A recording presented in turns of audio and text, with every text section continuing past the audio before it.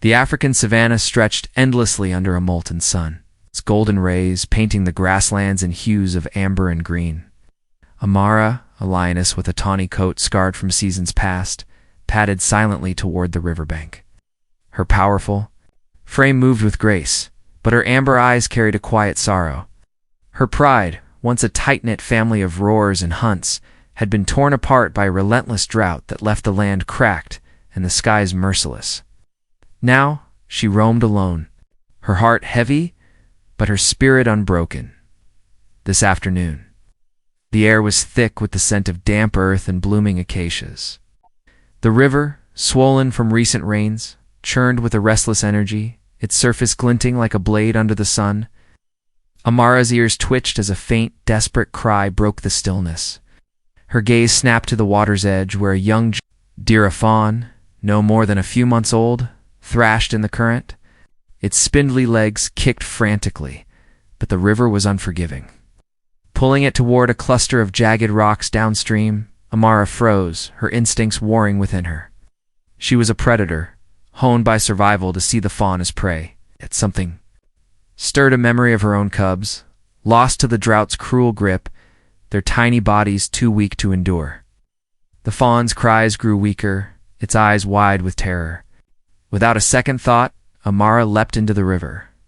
The water was cold, shock against her fur, and the current tugged at her like a living thing. Her muscles burned as she swam, her powerful limbs cutting through the torrent.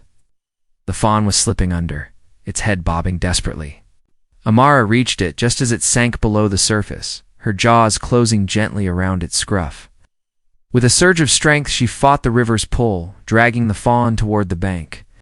Her paws slipped on the muddy slope, but she dug her claws in, hauling both herself and the fawn to safety. Collapsing on the grass, Amara released the fawn, expecting it to bolt. It didn't. The tiny creature lay trembling, its sides heaving, its dark eyes fixed on her. For a moment, predator and prey were bound not by hunger or fear, but by something deeper, shared will to survive. Amara's heart thudded, not from exertion, but from the weight of her choice. She had risked her life for a creature she was meant to hunt.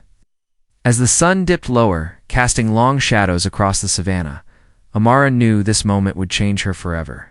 The fawn, still damp from the river, shivered in the grass beside Amara. Its delicate frame was frail, its coat matted with mud, yet it made no move to flee. Amara watched it, her instincts a tangled knot of confusion and curiosity. She had saved it, but why?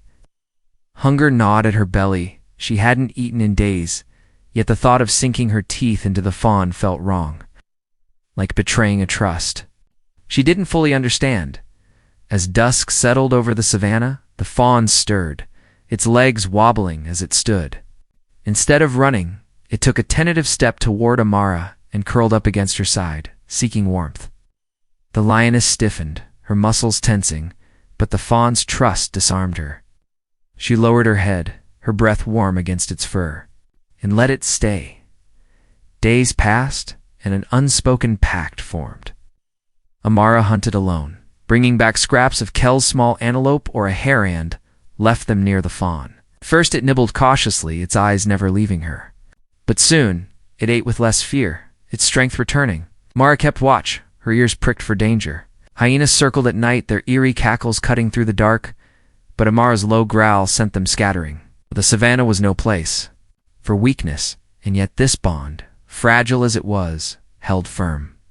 Under starlit skies, Amara and the fawn rested together, the vastness of the plains stretching around them.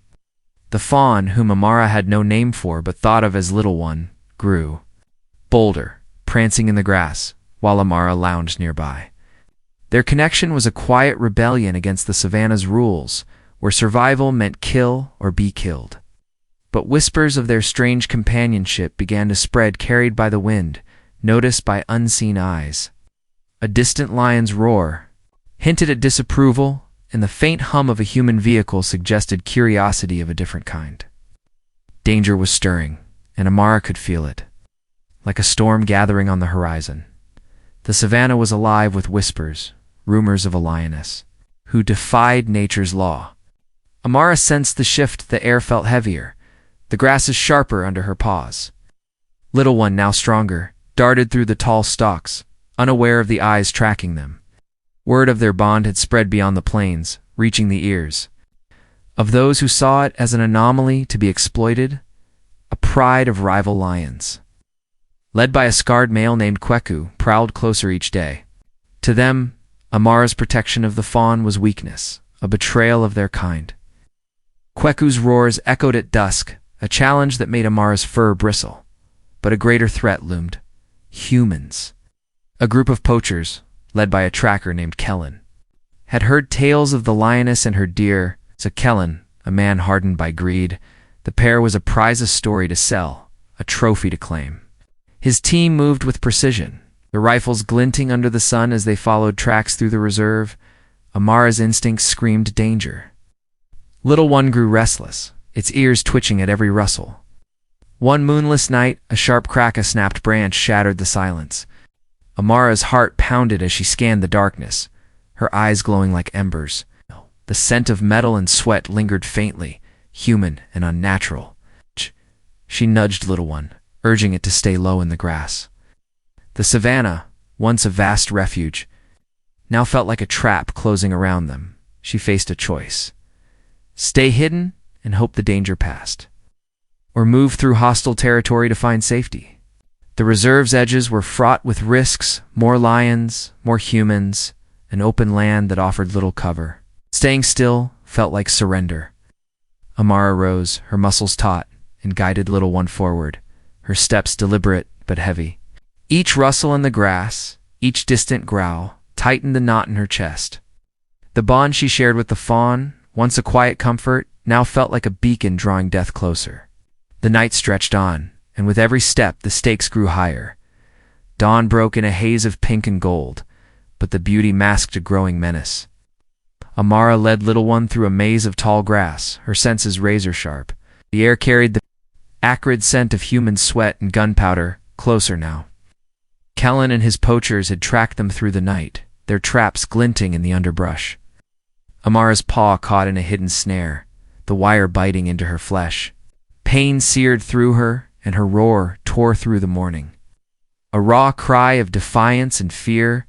Little One froze, its eyes wide, but it didn't flee.